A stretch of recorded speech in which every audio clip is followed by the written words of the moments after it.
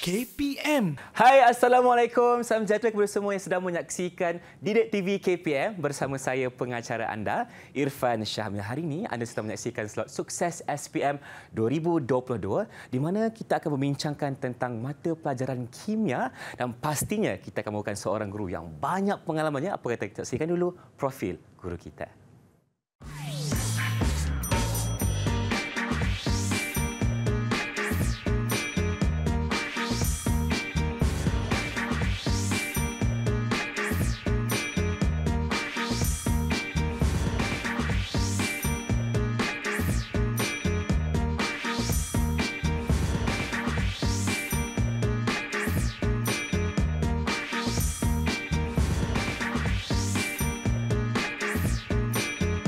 Baik, itulah dia profil guru yang akan menemani Irfan hari ini. Irfan persilakan Dr. Adin Premla Vincent Ramesh, iaitu School Improvement Specialist Coach Matematik dan Sains dari Pejabat Pendidikan Daerah Hulu Langat, Selangor. Salam sejahtera Dr. Adlin, apa khabar? Selamat sejahtera Irfan, saya sihat. Okey, nampaknya kita juga bersama dengan seorang jurubahasa isyarat. Irfan persilakan Cikgu Nur Ilda Kamaruzaman dari SK Pendidikan Khas Selangor. Terima kasih Cikgu kerana bersama kami untuk Sukses SPM pada hari ini. Cikgu, ataupun Dr. Adin, maafkan saya, kita juga bawakan murid-murid dalam talian sekarang ini dari SMK Dato' Abu Bakar Baginda Selangor. Apa kata Doktor kenalkan mereka?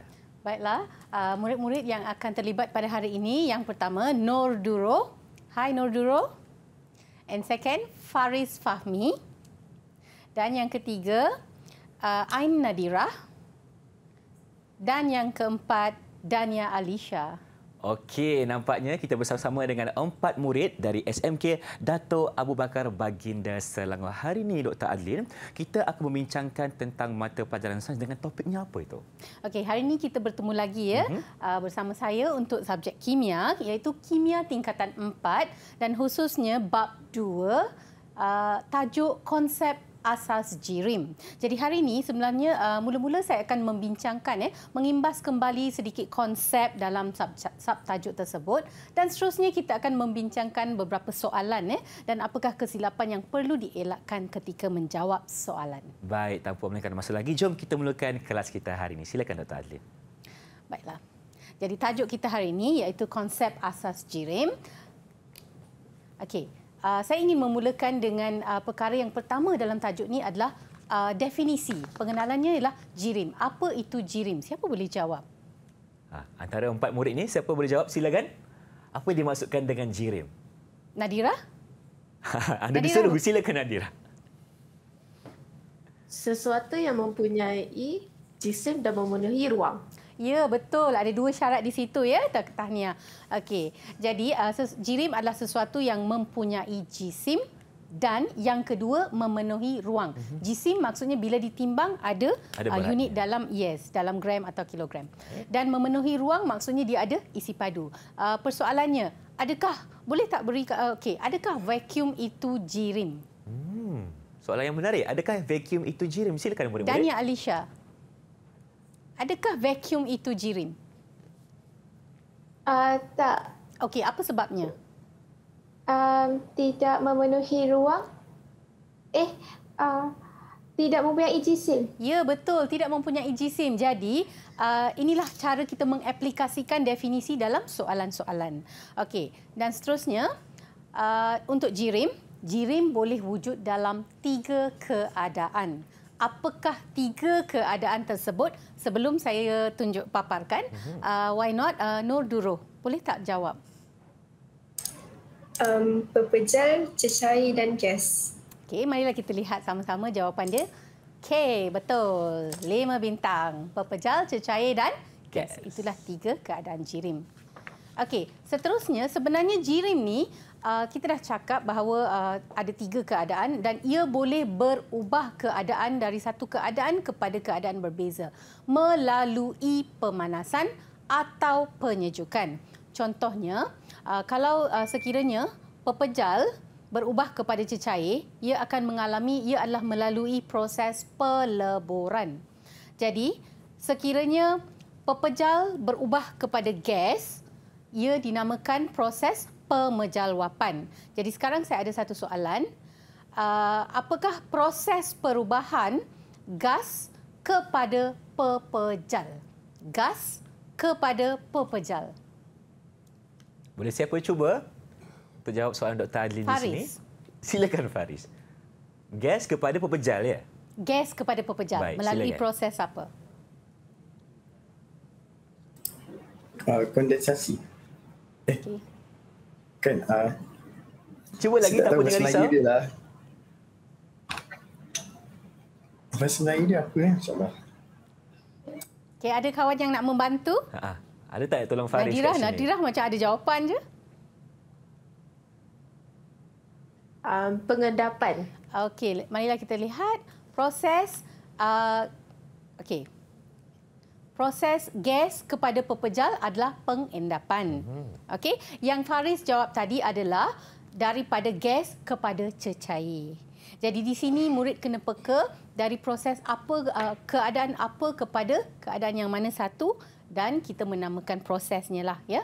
Okey, dan last kali pembekuan adalah proses perubahan daripada cecair kepada pepejal. Okey. Seterusnya, marilah kita kaji setiap keadaan jirim dari segi zarahnya. Contohnya, zarah dalam keadaan pepejal, ciri-cirinya zarah tersusun padat. Kata kunci di sini dia tersusun. Kita nampak lapisan-lapisan susunannya dan padat. Padat maksudnya dia dah cukup rapat, tak boleh didapatkan lagi. Dan tenaga kinetiknya adalah rendah. Maksudnya gerakan dia terhad dan jenis gerakan adalah bergetar pada kedudukan tetap. Contohnya saya berdiri di sini. Kalau saya bergoyang macam ini getarlah, kedudukan tetap ya. Betul. Saya tidak bergerak. Tetapi kalau cecair, dia boleh beralih tempat. Okey. Jadi ini getaran sahaja. Jadi tenaga kinetiknya rendah. Seterusnya, daya tarikan antara zarah sangat kuat sebab tu dia padat. Okey. Marilah kita lihat yang seterusnya, cecair. Apakah ciri-cirinya?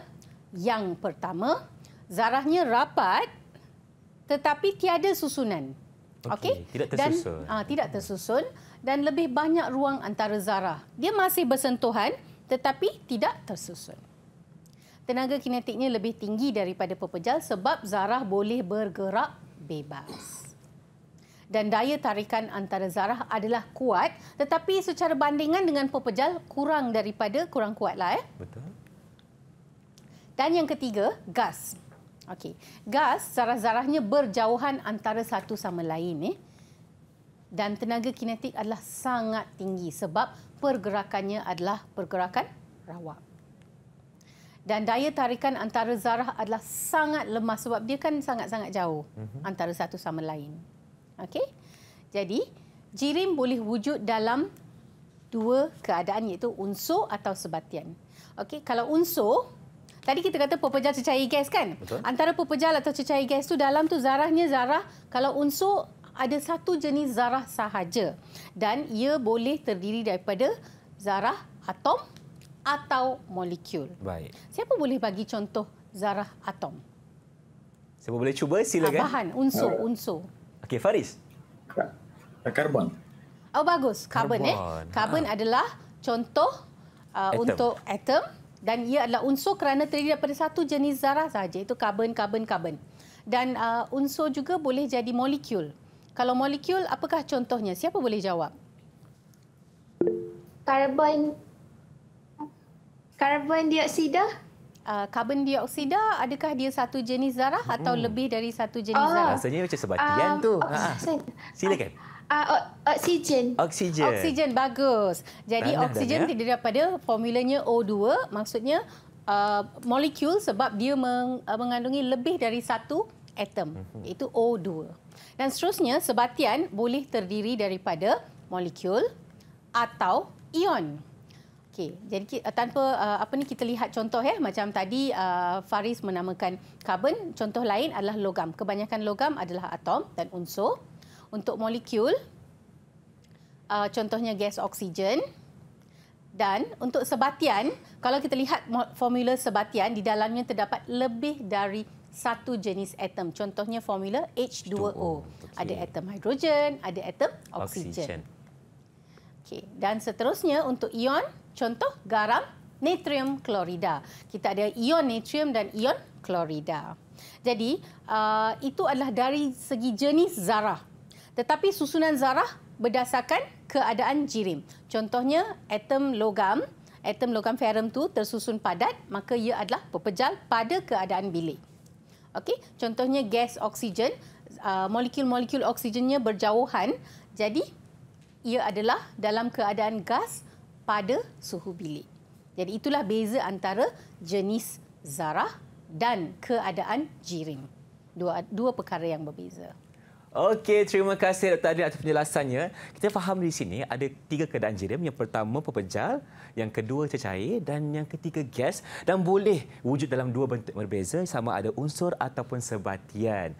Terima kasih Dr. Adlin. Jadi kita akan berhenti berehat seketika. Teruskan bersama kami dalam Sukses SPM 2022. Didik TV KPM.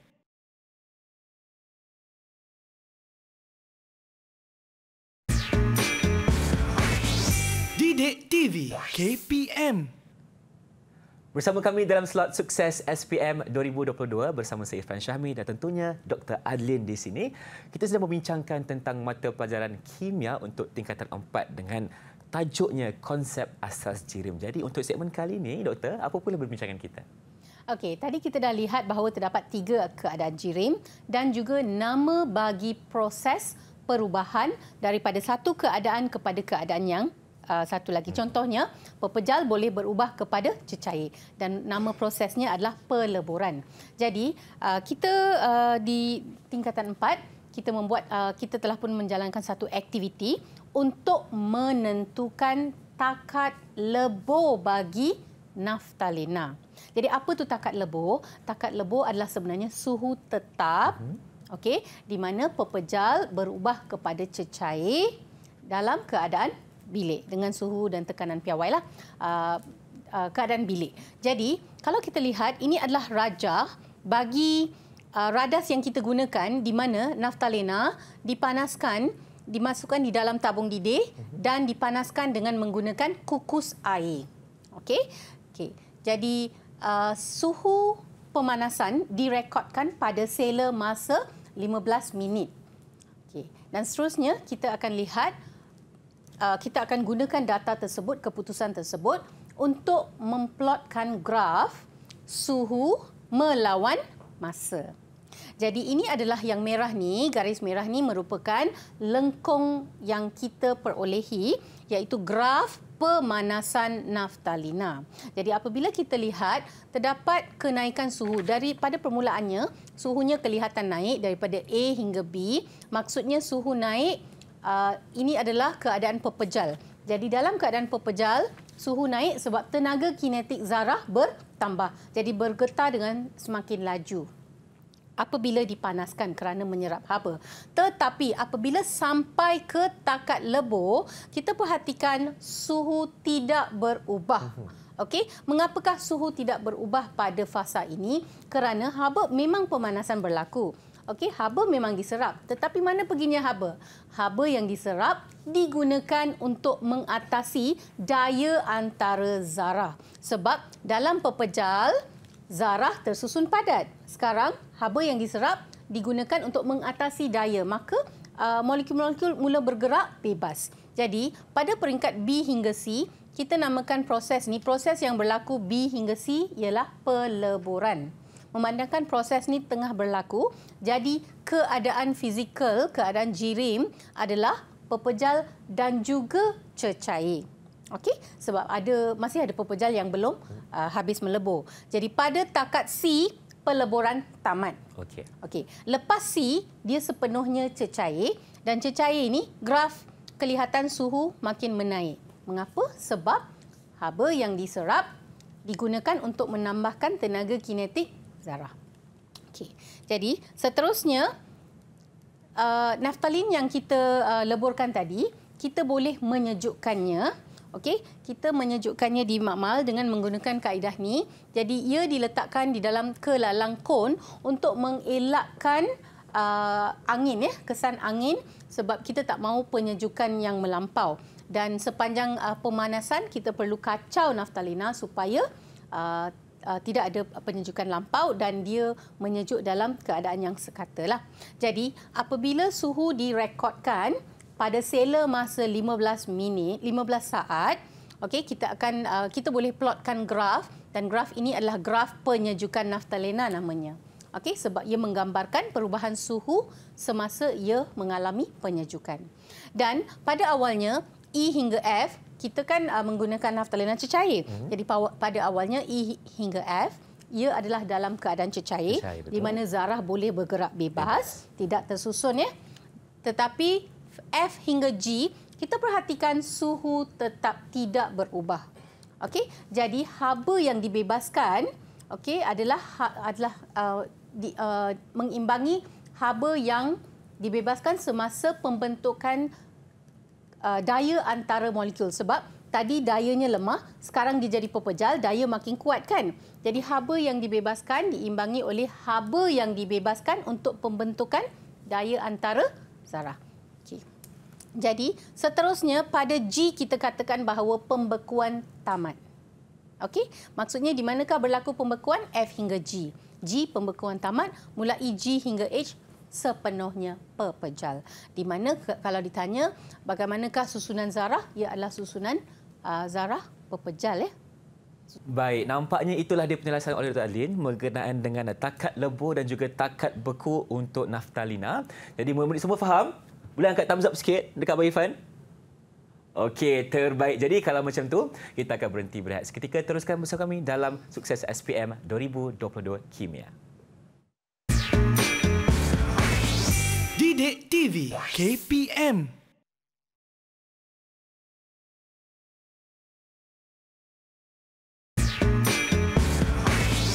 Didik TV KPM. Inilah dia Sukses SPM 2022 bersama kita hari ini, dan kita akan teruskan dengan perbincangan untuk soalan contoh kertas 1 iaitu soalan objektif. Jadi Dr. Adlin, untuk soalan yang pertama ni bagaimana rupa dan strukturnya, silakan. Okey, untuk kertas 1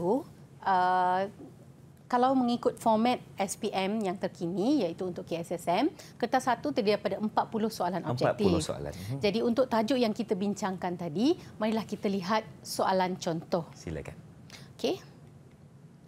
Okey, soalan pertama Okey, marilah kita sama-sama jawab ya anak-anak murid saya. Are you ready? Okey, soalan 1. Rajah berikut menunjukkan susunan zarah bahan X pada suhu bilik. Apakah bahan X? A. Nitrogen, B. Naftalena, C. Hidrogen dan D. Minyak.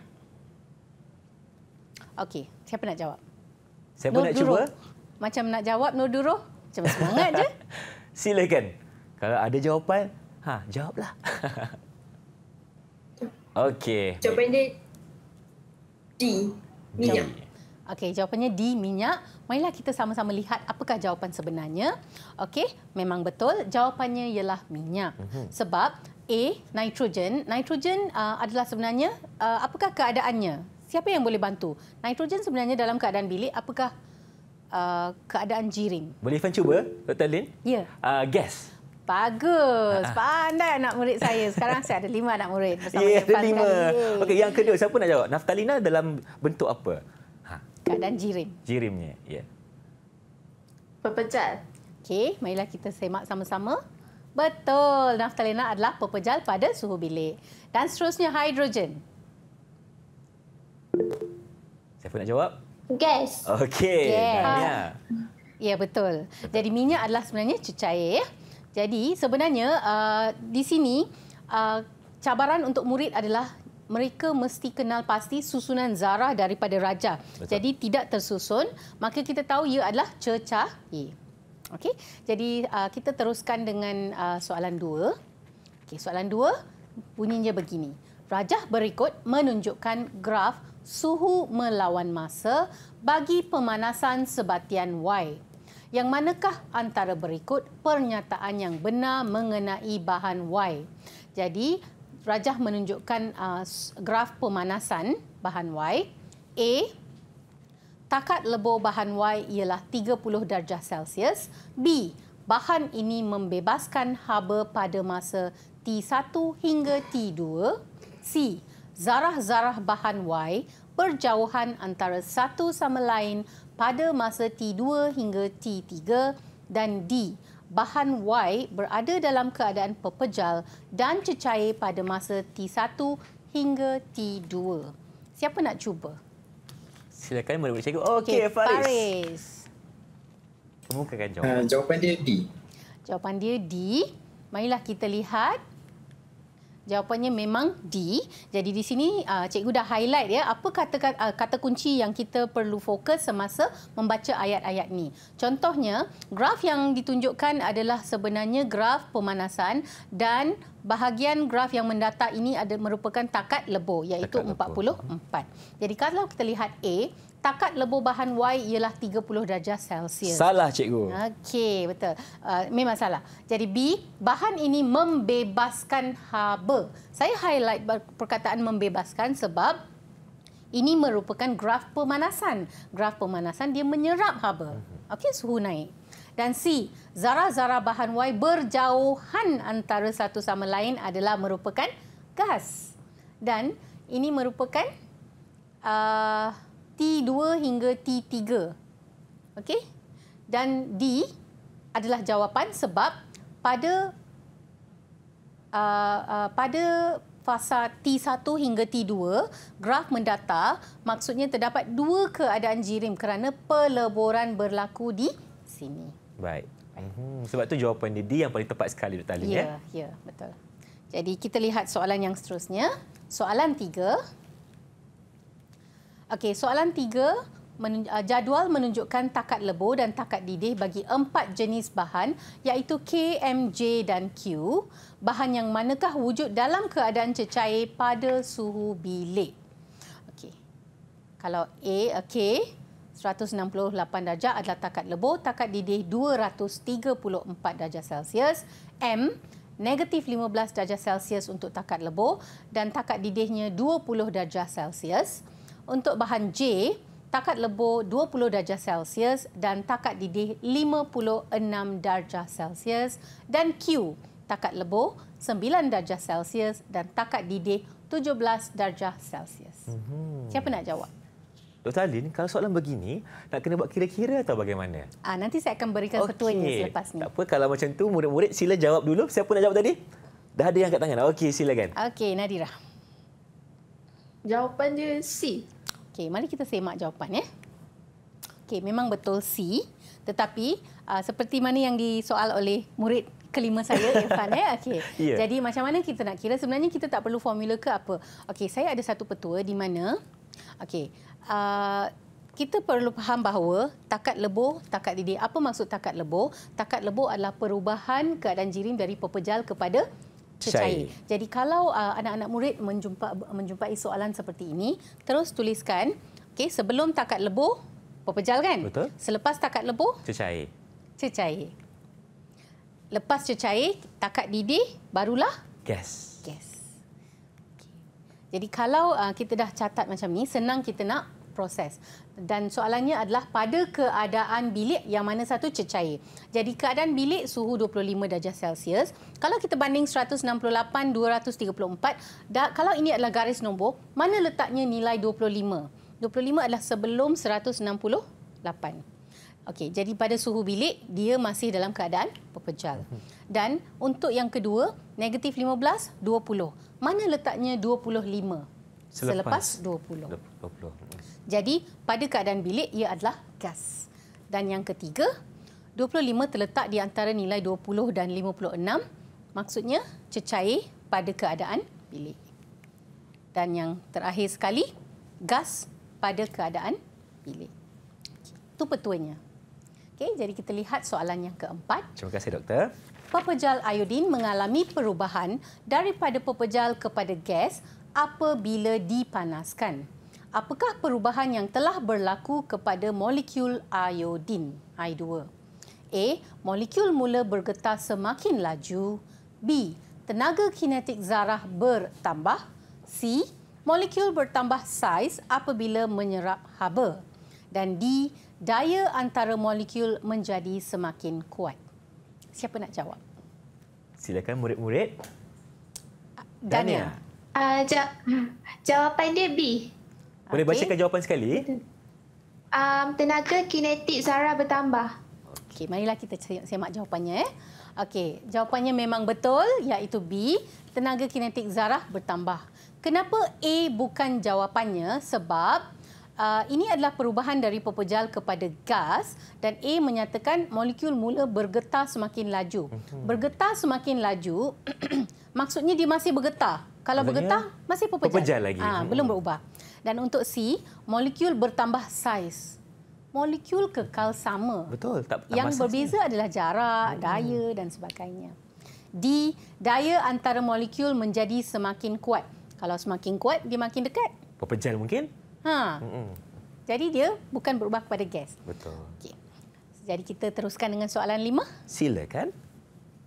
Pilih padanan yang betul berdasarkan proses perubahan keadaan jirim dan perubahan haba dalam jirim.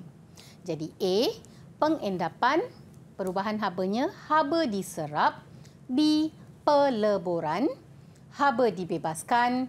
C, kondensasi, haba diserap. Dan D, pembekuan, haba dibebaskan. Siapa nak jawab? Nak jawab tu sila bacakan jawapan sekali. Okey, Nadira. Silakan Nadira. Jawapan dia D. Pembekuan, haba dibebaskan. Okey, marilah kita tengok jawapannya. Okey, memang D, pembekuan. Okey, kalau kita lihat A, apakah proses pengendapan? Pengendapan tadi adalah gas kepada pepejal. Maksudnya dia haba dibebaskan, disejukkan.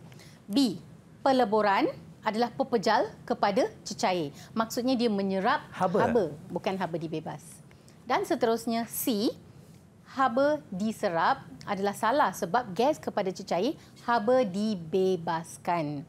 Jadi petua di sini untuk menjawab, sebelum menjawab, murid kena peka kepada pengendapan tu proses apa. Tuliskan pada kertas soalan tu supaya kita lebih nampak secara visual dan faham adakah ia pemanasan atau penyejukan. Itulah petuanya. Maksudnya, dapat soalan tu, tulis siap-siap apa yang berlaku, proses yang terlibat supaya kita boleh nampak secara lebih jelas dengan soalan yang kita dapat dan kita boleh dapatkan jawapan yang betul selepas itu.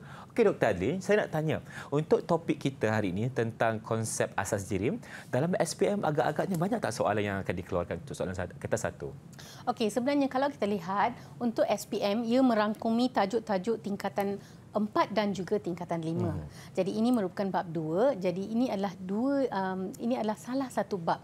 Jadi apabila lembaga membuat soalan, peruntukan soalan mengikut pemberatan bab tersebut. Jadi memang akan ada soalannya tapi tak adalah sepenuhnya 40 soalan tentang bab ni. Betul. Mungkin dalam beberapa 3-4 soalan. 3-4 soalan. Bagi saya 3-4 soalan itu merupakan jumlah yang agak banyak. Jadi murid-murid semua kena fokus dan terus mendapatkan orang kata apa ilmu yang baik dalam topik ini supaya 3-4 soalan itu boleh jawab dengan baik.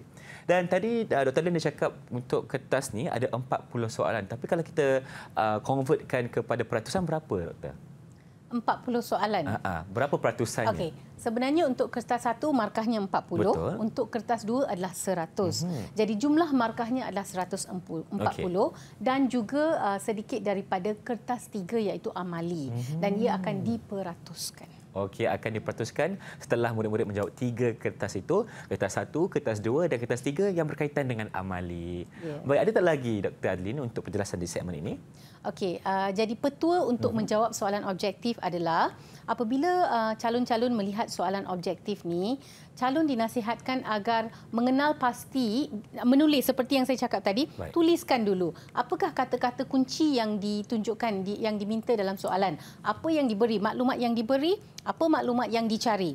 Gariskan, bulatkan. Lepas tu murid kena think aloud dengan menulis adakah ia pepejal, cecair, apakah zarah untuk mengenal pasti jawapan. Jangan terus membaca dan terus pilih jawapan. Apabila kita lihat banyak nombor macam ni, macam kita tak dapat nak berfikir semasa peperiksaan sebab kita pun dalam keadaan stres masa peperiksaan kan. Gemuruh lagi. Ya, betul. Jadi dapatkan kata kunci yang terbaik untuk soalan tersebut supaya anda dapat menjawab dengan lebih lancar. Terima kasih Dr. Adlin. Jadi kita akan berhenti berehat seketika. Teruskan bersama kami dalam Sukses SPM 2022. Didik TV KPM.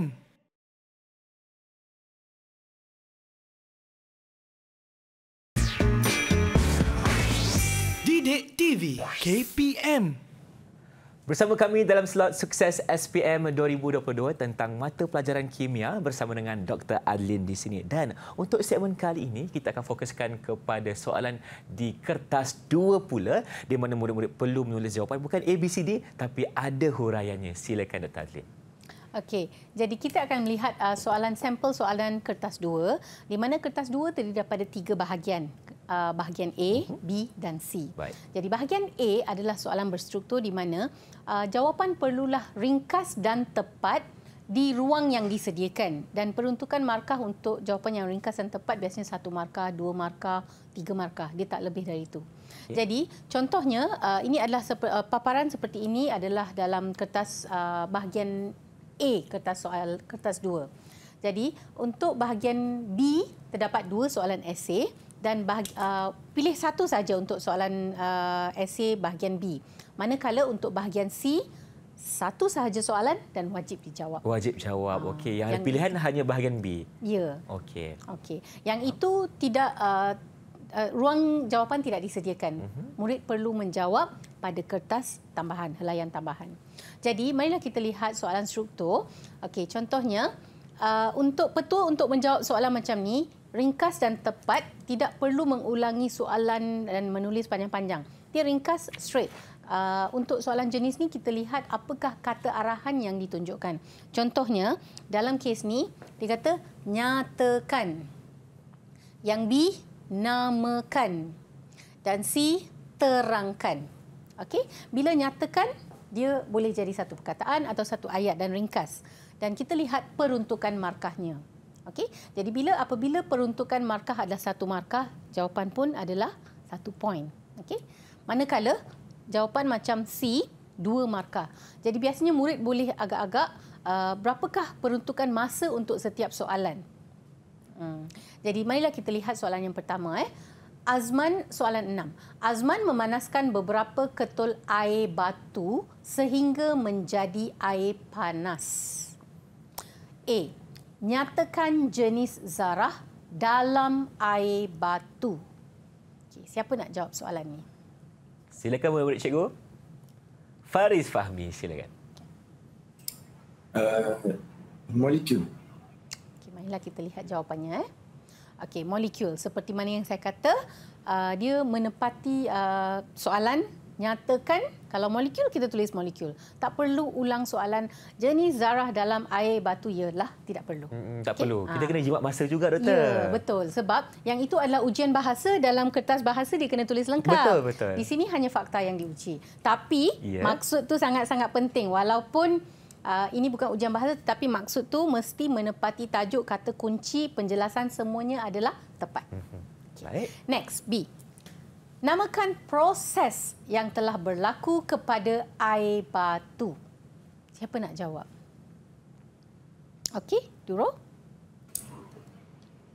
Peleburan. Okey, marilah kita lihat. Peleburan. Betul Jadi peleburan. Jadi dia tidak ada jawapan lain Bila 1 markah ni, itulah jawapan dia. Itulah dia faktanya. Tidak, faktanya. Okey, dan C. Terangkan perubahan yang berlaku kepada zarah air batu dari segi tenaga zarah dan daya antara zarah. 2 markah. Siapa nak jawab? Okey, Dania? Tenaga bertambah dan daya menjadi makin lemah. Okey, marilah kita lihat jawapan dia. Okey, tenaga bertambah, daya menjadi semakin lemah. Jadi di sini ada 2 perkara yang perlu disebut, maka markahnya pun adalah 2. Kalau kita lihat, soalan ini merujuk kepada air batu menjadi air panas. Air batu adalah dalam keadaan pepejal, berubah kepada cecair. Dan ia melalui pemanasan. Jadi ia adalah proses peleburan dan murid sepatutnya mengetahui bahawa air zarahnya adalah molekul. Okey. Dan di sini tenaga bertambah, daya menjadi semakin lemah diterima. Atau kalau murid jawab daya menjadi, sebab pepejal kan kuat, daya daripada kuat menjadi kurang kuat. Janji maksudnya sebelum dan selepas. Okey, Dia menampakkan boleh terima. perubahan. Okey. Jadi marilah kita lihat beberapa kesilapan lazim yang kita perlu elakkan. Contohnya, apabila nyatakan jenis zarah, dia jenis zarah, bukan formula kimia. Kalau H2O, H2O, maksudnya ini adalah formula kimia. Betul, untuk air. Soalannya adalah kalau apakah formula kimia baru H2O. Ini jenis zarah. Jenis zarah ada 3 kan? Betul. Atom, molekul, ion. Dan seterusnya, namakan proses. Biasanya dalam bahasa pasar kita bila kita membeli aiskrim dan sebagainya, kita mencair. Betul. Sebenarnya mencair mempunyai maksud yang berbeza dalam kimia. Jadi kita mesti menggunakan balik istilah peleburan. Dan yang ketiga, tenaga tinggi. Tinggi tidak menunjukkan perbandingan. Perbandingan maksudnya lebih tinggi, bertambah. Dia menampakkan awal macam mana, kemudiannya Akhir macam mana. Dan daya lemah pun tidak menggambarkan. Okey. Kita lihat soalan yang seterusnya berdasarkan aktiviti yang kita bincang tadi. Pepejal naftalena dipanaskan seperti yang ditunjukkan dalam rajah berikut. Ini sepatutnya naftalena. Okey. Suhu naftalena. Naftalena, baik. Suhu naftalena direkodkan pada sela masa 15 saat pada jadual di bawah. Okey, jadi ini adalah masanya dan ini adalah suhu. Jadi, soalannya berdasarkan jadual tu, A, kenal pastikan takat lebur naftalena berdasarkan keputusan dalam jadual di atas. 1 markah. Siapa nak jawab? Okey, Nadira? 78 darjah Celsius. Okey, 78 darjah Celsius. Okey, macam mana kita dapat 78 darjah Celsius? Sebab apabila kita mengkaji, kita dah kaji tadi graf pemanasan di mana suhu, kalau suhu adalah malar, itu adalah proses peleburan. Jadi kita dapat 78 darjah Celsius daripada jadual. Dan soalan B, mengapakah naftalena dipanaskan menggunakan kukus air? Siapa nak jawab? Okey, Dania. Sebab naftalena mudah terbakar dengan pembakaran terus, pemanasan terus. Okey, naftalena, marilah kita lihat jawapan dia. Kerana naftalena mudah terbakar dengan pemanasan terus. Apabila dipanaskan tanpa kukus air, naftalena ni mudah meruap dan ia mudah terbakar. Jadi ia berbahaya. Okey. Dan seterusnya C, terangkan mengapa suhu kekal sama dari masa 60 saat hingga 105 saat. Suhu kekal samalah, dia tidak berubah. Siapa boleh jawab? 3 markah. Silakan murid-murid. Siapa nak cuba kali ini? Okey, Duro. Proses peleburan berlaku. Haba yang diserap digunakan untuk mengatasi daya antara molekul. Okey, proses peleburan berlaku.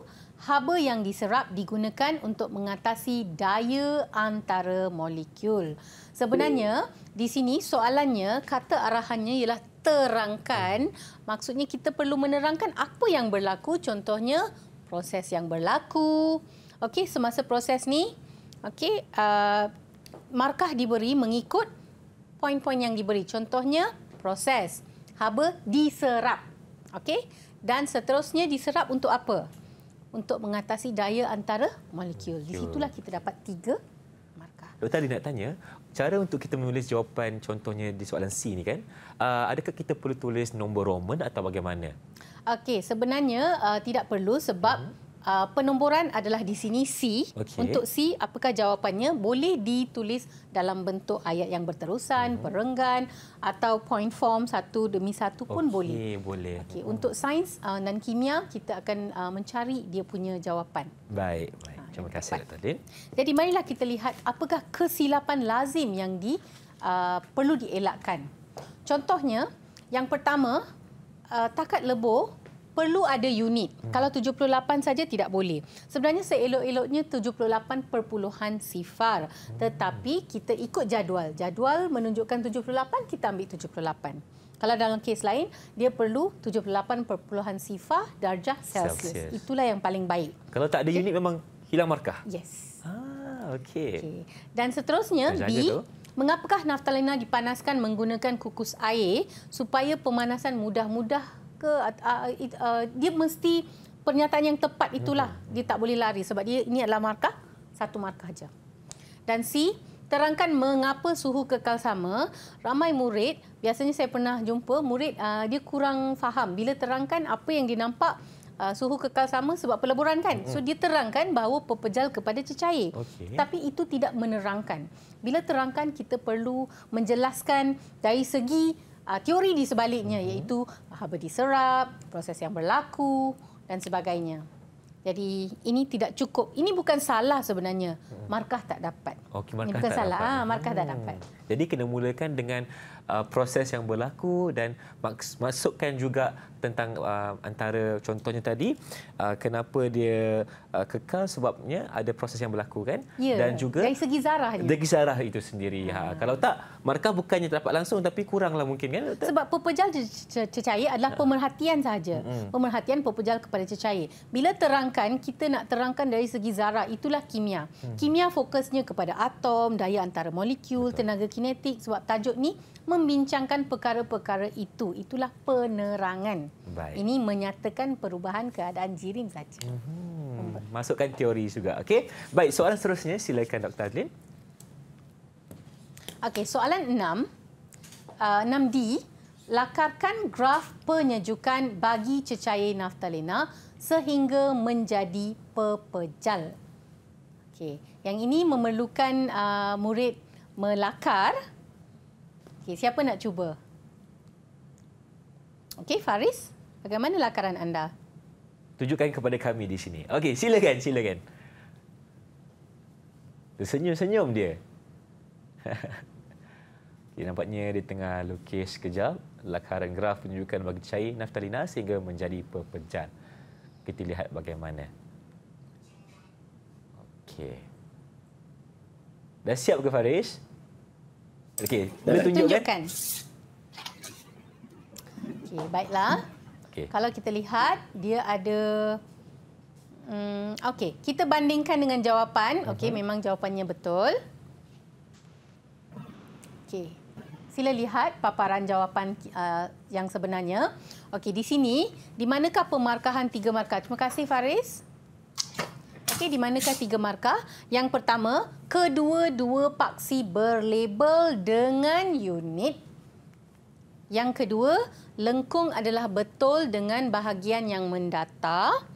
Okey, lengkung bentuknya betul. Dan yang ketiga adalah graf penyejukan yang penting fokusnya adalah takat bekunya. Jadi kalau kita tahu nilainya, kita tulis 78. Kalau tak tahu nilainya, kita tulis takat beku. Okey. Di sini kita tahu nilai, kita masukkan. Dan satu lagi soalan yang last kali untuk segmen ni. Silakan. Sebelum tu, saya. Kesilapan yang perlu dielakkan. Okey, kalau kita lihat graf ni, apa kekurangannya Irfan? Tadi kan saya dah jelaskan. Okey, satu sebab tiada unit dan juga paksi tidak berlabel yang atas tu. Ya, betul. Paksi tidak berlabel dan kalau berlabel mesti ada unitnya. Dr. Adlin, contohnya kan ada murid yang tulis masa tapi unitnya minit. Dibenarkan mengikut jadual yang diberikan. Okey, tapi kalau dia salah, contohnya soalan dia bagi second ataupun saat tapi dia tulis minit, kira salah lah kan? Bukan salah. Tak boleh. salah. Oh, boleh juga. Betul, sebab walaupun ia direkodkan dalam saat, okey. Skalanya mungkin dalam minit. Mungkin lepas 60 dianggap sebagai 1 minit. Okey. Jadi betul lah tu. Okey, soalan saya tepat sekarang ni. Okey, terima kasih. Kita pergi kepada soalan yang seterusnya. Okey. Jadi inilah kesilapannya di sini. Takat lebur tidak ditunjukkan. Dan soalan 6. Okey. Soalan 6, lukiskan susunan zarah naftalina pada masa 15 saat. Okey, saya dah paparkan jawapannya. Sepatutnya anak-anak murid saya menjawab terlebih dahulu. Okey. Tak apa. Ada tak sesiapa yang telah pun melukiskan Ha. semasa saya tunjukkan soalan tadi? Dan nak kongsikan kepada kami di sini? Okey, silakan Nurul. Share your answer. Kongsikan jawapan. Wah, cantik lah. Cantik sebiji macam. Sama. Okey, sebab itulah yang diajar semasa kita mendidik murid. Okey, sebenarnya untuk soalan ni, kesilapan yang lazim adalah zarah tidak boleh bertindih. Dan kadang-kadang yang untuk ni murid tidak perlu menggunakan jangka lukis ke duit shilling, tak perlu. Dia mesti freehand, tetapi nampak bulat lah. Dia tak boleh nak macam dia perlu bulat. Dia tak boleh macam tak bulat, bujur sangat. Tak boleh. Secara umumnya kita akan lihat lah. Jangan ada yang bertindih. Lepas tu ada setengah murid dia penuhkan dengan zarah yang kecil-kecil ni, sepenuhnya. Tak perlu. 3 lapisan sudah 3 lapisan maksudnya ada 9. Ya, untuk menggambarkan 3 lapis. Okey, nampaknya kita sudah selesai dengan penceritaan atau perkongsian untuk soalan kertas 2 bersama dengan Dr. Adlin. Dan di sini mungkin doktor boleh kongsikan tips untuk menjawab soalan. Silakan Dr. Adlin. Okey, tips untuk menjawab soalan.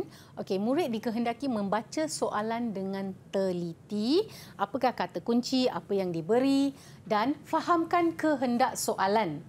Okey, dan seterusnya kata arahan menggambarkan bagaimanakah bentuk jawapan yang perlu ditulis dan peruntukan markah diperhatikan untuk memberi sedikit bimbingan panduan berapa banyak masa yang perlu digunakan untuk soalan tersebut. Dan yang paling penting, gunakan kata kunci atau istilah menepati kehendak soalan. Contohnya istilah keadaan jirim tu dia kena tahu adakah ia zarah ke, keadaan jirim ke, daya ke, kalau daya kuat ke dan sebagainya. Okey, terima kasih Dr. Adlin atas tips yang dikongsikan dan Abang Irfan harapkan dengan tips yang diberikan ni mampu menolong murid-murid untuk menjawab soalan dengan cemerlang. Dan sedikit rumusan daripada doktor tentang topik kita pada hari ini. Silakan. Okey, topik kita hari ini merupakan bab 2 dalam tingkatan 4. Sebenarnya ia merupakan asas kepada kimia. Jadi dalam tingkatan 4, bab 2 hingga bab 5 merupakan asas. Murid-murid perlu kuasai bab ini untuk memahami bab-bab yang seterusnya. Okey. Jadi dalam tajuk ni, walaupun kita tidak dapat menunjukkan eksperimen sebab ini adalah slot perbincangan soalan. Untuk eksperimen yang ditunjukkan tadi iaitu peleburan dan sebagainya, sedikit tentang murid kena fokus sedikit tentang cara menjalankan eksperimen di makmal. Contohnya langkah berjaga-jaga. Okey, kalau kita nak menyukat suhu, apakah langkah yang perlu diambil? Ada tak sesiapa yang boleh jawab? Ketika merekod bacaan suhu di dalam naftalina tu, apa petuanya? Ada yang nak cuba? Okey. Silakan. Nadira? Berlari dengan garisan tu. Kita tak pandang dari atas atau dari bawah. Okey, mata separas dengan bacaan termometer Separas, dan sebelum membaca mesti dikacau naftalina supaya suhu adalah sekata di dalam. Sebab bila pemanasan berlaku, dia panas kat bawah, atas belum panas. Jadi sebelum membaca tu dia kena kacau dulu. Baik, terima kasih Dr. Adlin atas segala perkongsian pada hari ini. Ingat murid-murid semua, anda kena kuasai topik ini kerana inilah permulaan kepada topik-topik yang lain pula dalam mata pelajaran kimia. Diharapkan kita jumpa lagi dengan itu. Assalamualaikum dan sejahtera hanya di Diri TV KPM.